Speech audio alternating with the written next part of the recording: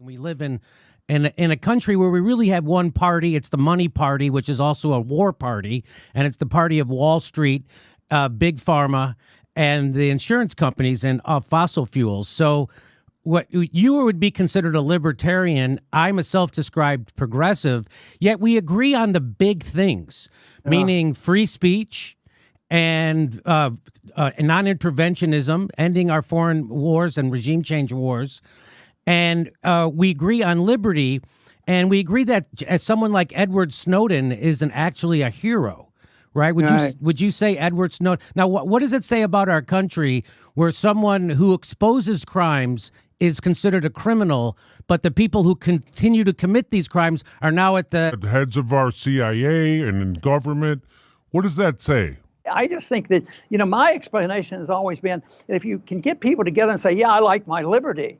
Well, I know you a bit, Jimmy, but I don't know all about you. I don't know what your personal life is all about or your spiritual life is all about, but it's irrelevant because you or somebody else can go their way and I can go my way as long as we follow the one rule that makes us libertarians is we cannot use force to impose our will on others. We can defend ourselves, but we can't say, hey, look, so-and-so, you don't understand this. And if you would straighten up your act, the world would be a lot better off. That's looking for trouble. And I'm afraid our foreign policy follows that rule, unfortunately. That's the beauty of our government. It's supposed to be transparent, so you don't have to trust politicians.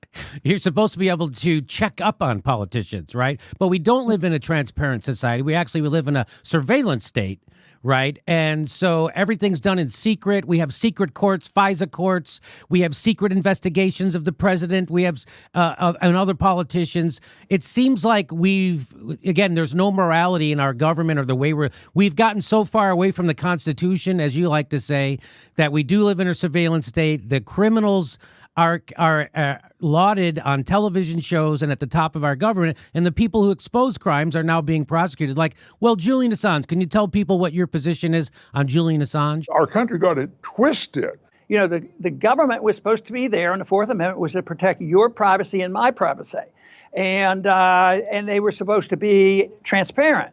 But now all the privacy is with the government. And, if you get Assange or anybody else who's a whistleblower, they're the enemy of the state. There's nothing more threatening to government than their exposure. So we have it wrong. We don't have any privacy anymore, and the government has all the secrecy. It should be the other way around. And under those circumstances, believe me, there would be a difference in the expenditures in Washington. The National Security Agency was caught illegally collecting records from innocent Americans through a controversial program that is supposed to be used for counterterrorism purposes, and this is not the first time it has happened. According to new documents obtained by the American Civil Liberties Union, last year between October 3rd and October 12th, NSA compliance reports show an unidentified phone company provided the NSA with records that it should not have received because those records were not related to terrorism suspects.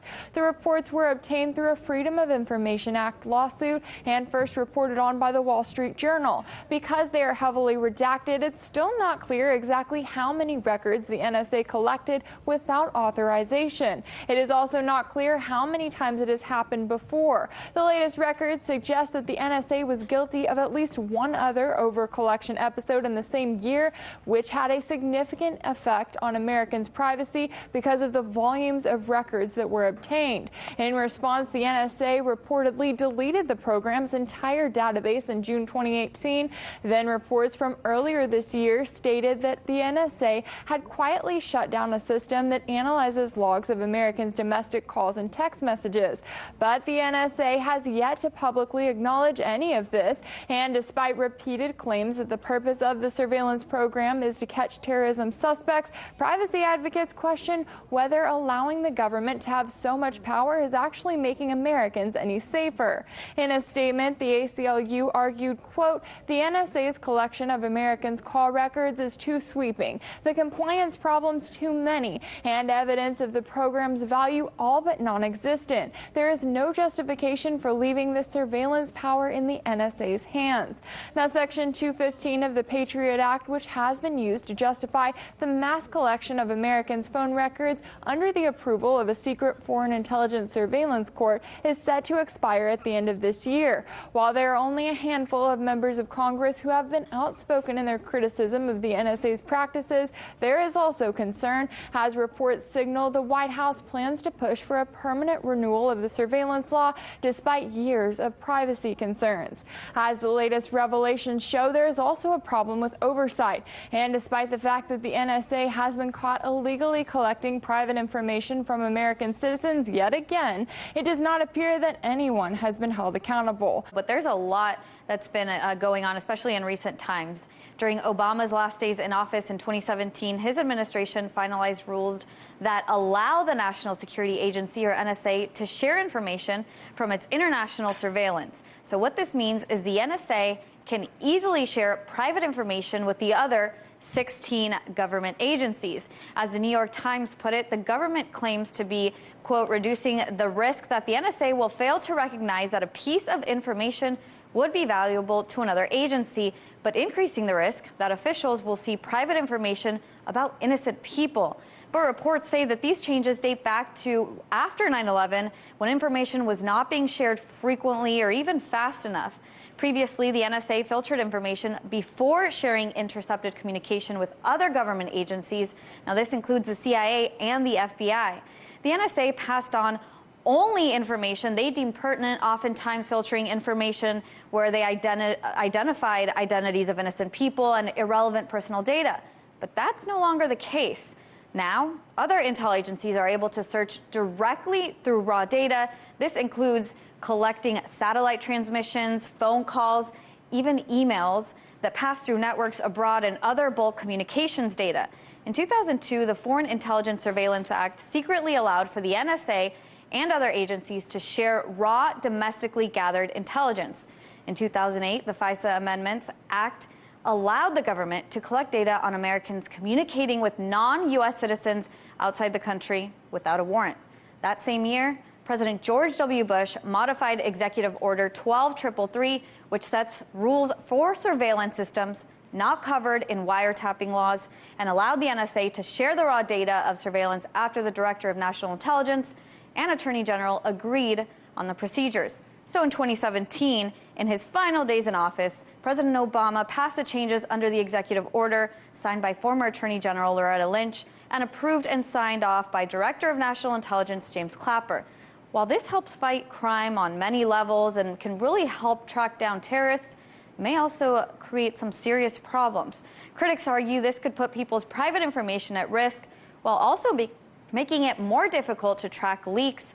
And it's not that the agencies will just be able to see whatever they want, but they're able to request, with valid reasons, of course, access to more raw data than they had even before. And this is a big problem. So we are now censoring any idea, any opinion that goes against what the mainstream thinks is truth. And that's very scary, because where is our now public forum? Where is our free expression? Where is our First Amendment right supposed to be exercised, if not the internet? And as Veritas and a number of other people have been covering, apparently it's not the internet anymore. It's very scary, and we all need to be cognizant of what's happening online. And we need to be aware of it, we need to be prepared for it, and we need to find alternative ways to voice our opinions, voice alternative medicine, alternative theories. We can't really talk about without talking about In-Q-Tel and the CIA and the connection with all them, because the plot that Gary's talking about and the plot that has now, they're all so connected, and we just can't forget about the other overlords that are in this equation. Yeah, totally agree. It's this very scary situation that's coming. We're talking about the health impacts of things like 5G. We're talking about the health impacts of GMOs.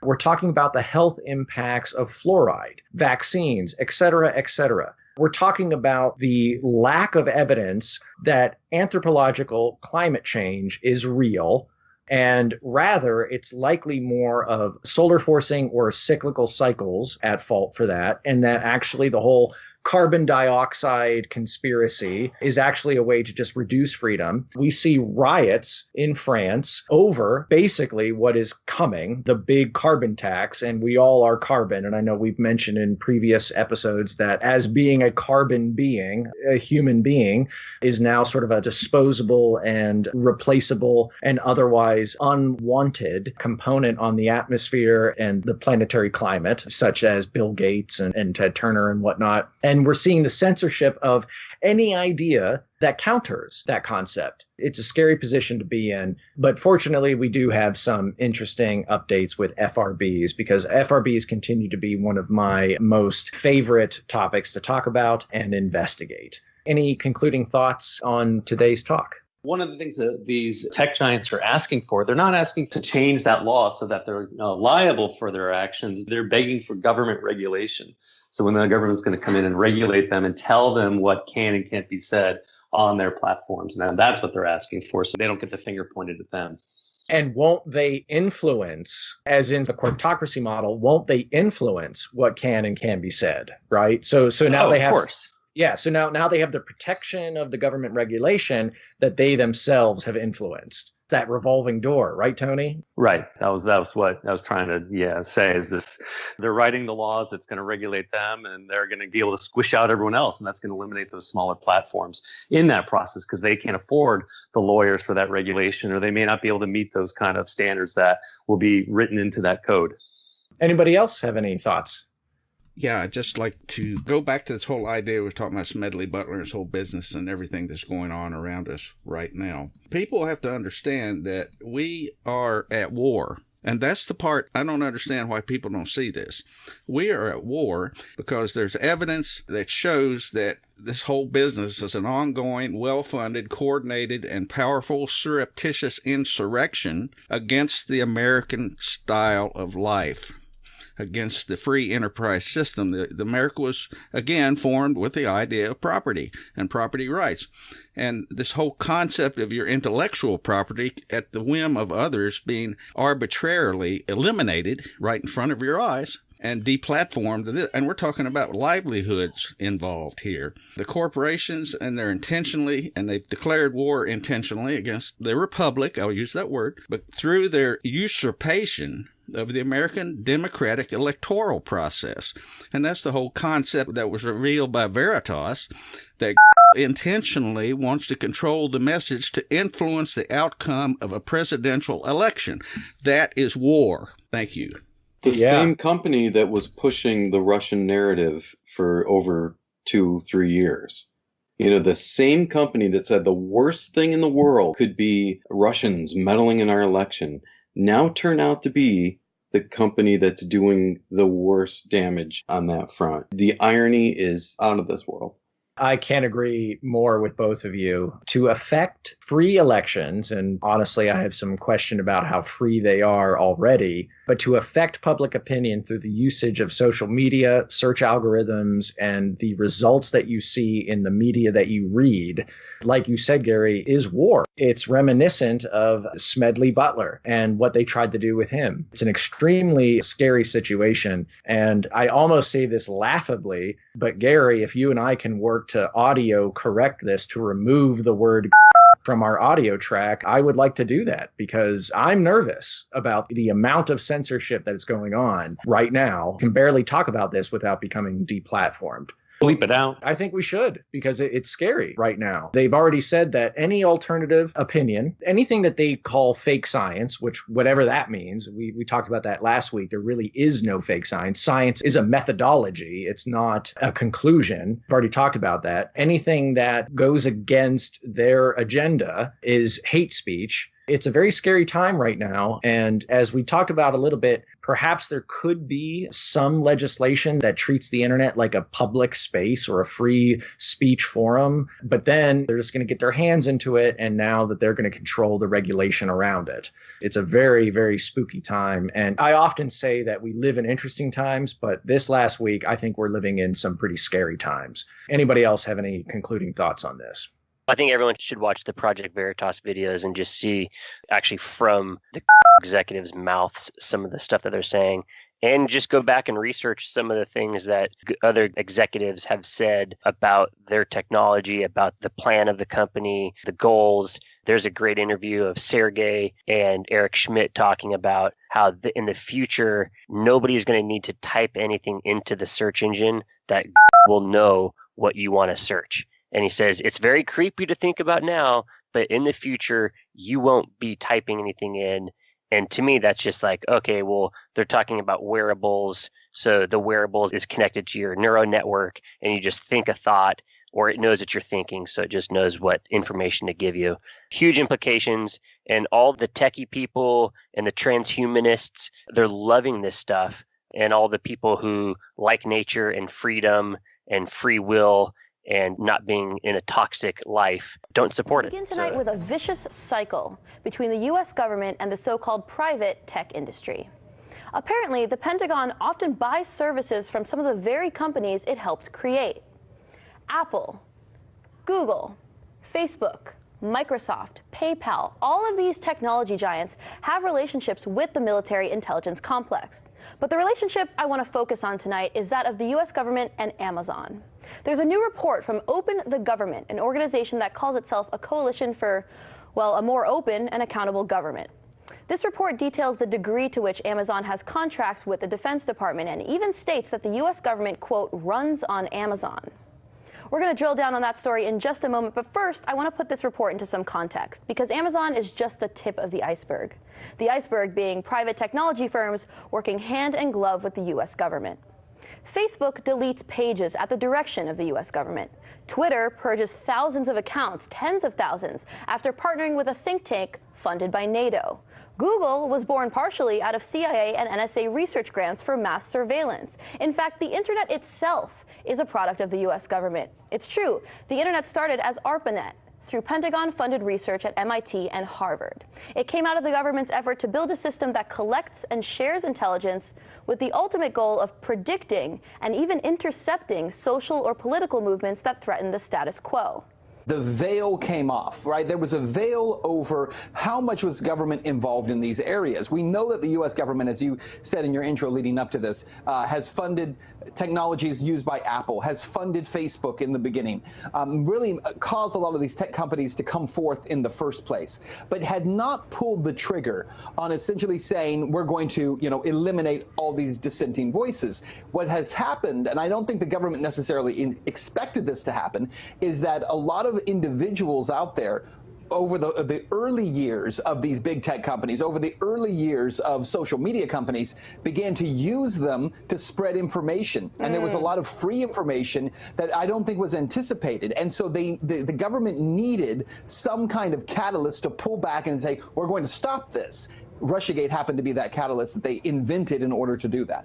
Right. I think even whether or not it was intentional, it definitely served that purpose. Now, finally, I just want to ask you one detail. In this new report by Open the Government, they mentioned something called deep learning, where the CIA is getting technology from Amazon to, in a sense, predict people's behavior. Can you tell us anything about that? Yeah, I mean, essentially the CIA is attempting to use artificial intelligence, AI, and that's where all the focus, by the way, of these tech companies is right now, is into artificial intelligence. Not using real people, but using predictive methods to determine bad behavior, to determine crime, to determine terrorism, to really control the population. And I know it sounds so Orwellian, it sounds science fiction even to say these things, and yet that has been the primary focus of companies like Amazon over the last few years, has been to really delve deep into AI. The CIA is heavily funding these efforts in order to have predictive technology that will determine outcomes. Corruption of your thoughts, yes. Destruction of your soul.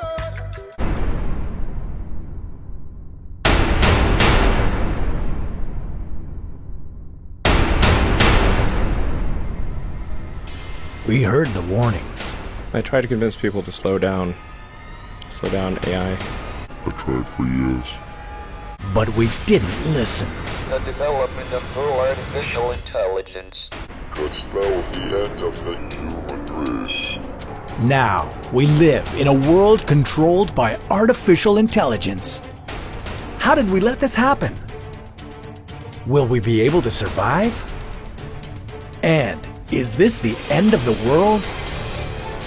This is What If, and here's what would happen if we created a superintelligence. The days with AI like Siri and Alexa that made our lives better are now over. We no longer control AI.